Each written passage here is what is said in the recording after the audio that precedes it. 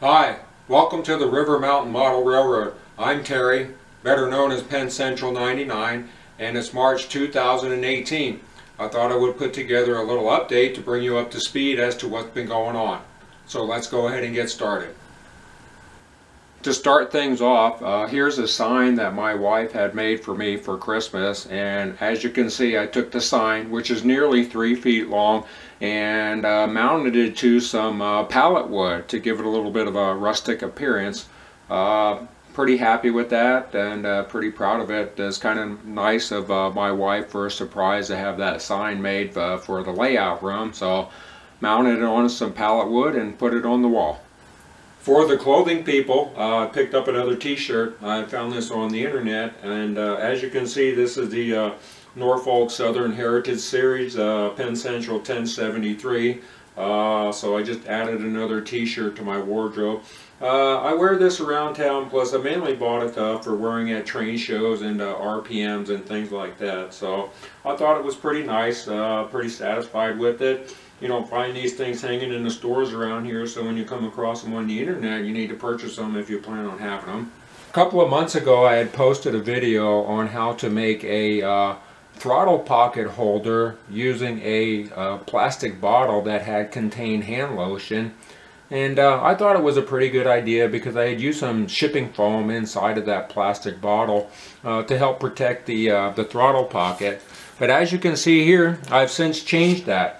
I came across this idea on one of the model railroading forums that I frequent, and somebody said that they used a koozie for their throttle pocket.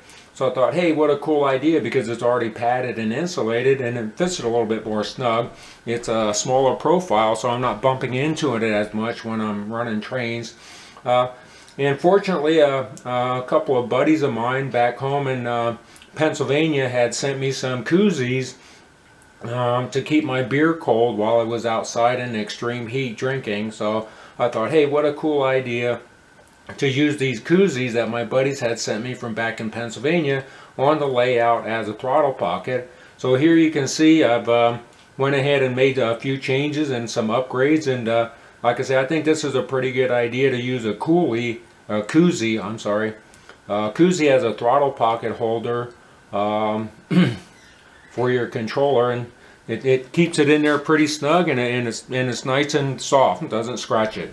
Okay, this session or segment is going to be about purchases, and as you can see here, I've got an Atlas boxcar. This is an Atlas HO scale FMC 5077 cubic foot single door boxcar. Road name for the Clarendon in Pittsford. I found a picture of a weathered model on the internet, so I am going to model and weather this after the prototype picture that I found on the internet. This I picked up on eBay, probably around 20 or 25 bucks, I can't remember. So I picked that up. The next three are some old branch line Blueprint series models. These are kits. This one you can see here, this is a 50-foot Berwick boxcar for the Nevada Northern Railway.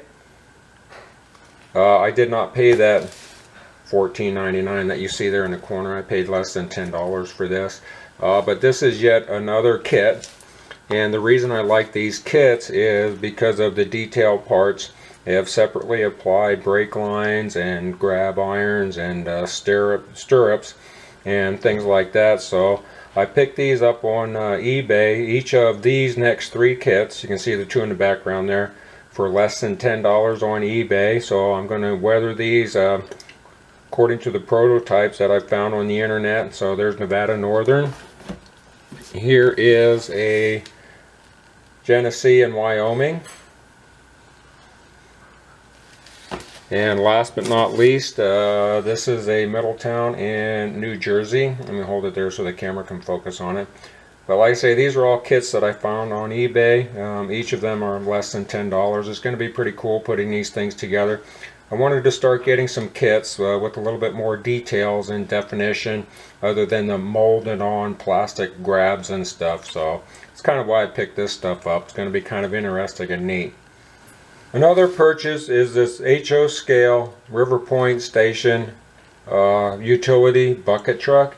As you can see here, this is modeled for the Union Pacific. I bought this as part of my maintenance away trucks and vehicles that I'm going to have on the way out, because if you remember, I bought a an office for my yard complex so that I could model some vehicles and some activity. These things are about 20 bucks on eBay, so I picked one up. I thought it was kind of cool. So that'll be modeled with the yard office that I have, and you still need to put that together. Speaking of new cool stuff, and I've already used this several times, a few months ago I bought another airbrush, and as you can see here, this is a Neo for Iwata airbrush. The nice cool thing about this is it's very small, works very well. You can see it's a gravity feed, got a cap, and another smaller bowl that you can use if you want to. But the reason I picked this up is it's not like I needed another airbrush, but Amazon was having their Prime sale for their Prime members, and for 52 bucks and free shipping, you can't beat that. So I figured I would pick up a nice quality airbrush for relatively cheap and have yet another tool in my arsenal of things to use. Like I say, I've already used this several times. It works really great. The nice thing about it is it works at a low pressure off of your air compressor or your tank, so it's pretty nice. And as you can see, they're working out really well.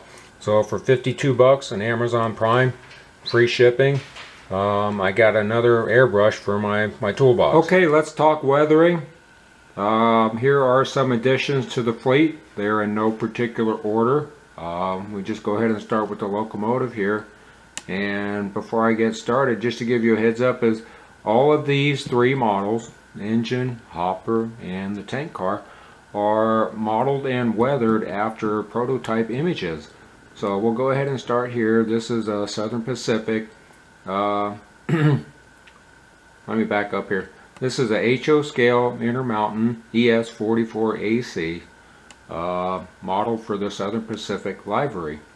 Now, the ES44AC and the Southern Pacific never shared the same time frame, so I guess you could say this is fantasy weathering, but I did find a picture of an AC 6000 that Southern Pacific had, and I'm modeling it after, and you can see the fade in the weathering, and I also renumbered it to a Union Pacific number, that's 6414.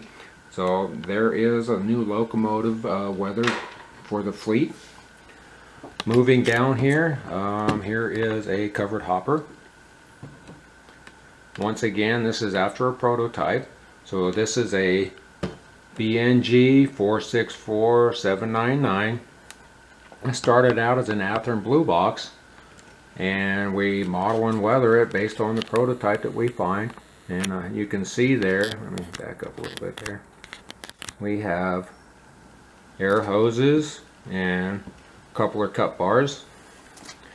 I also upgraded the roof or the walk on this and actually used a Plano etched metal roof walk on there. I thought that turned out pretty cool. So I'm pretty proud of that. Last but not least, this is an Athearn tank car. Looks brand spanking new. Well, that's because I had a snafu while I was weathering it and had to strip it all off and start over. So that is basically a complete tear down. Repaint white with the red stripe, highball graphic details. But as you can see, I did put a couple of cut levers, air hoses on there.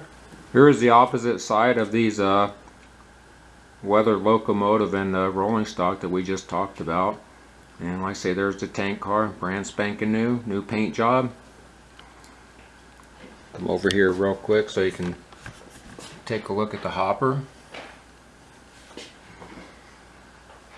I know it's on the dark side here.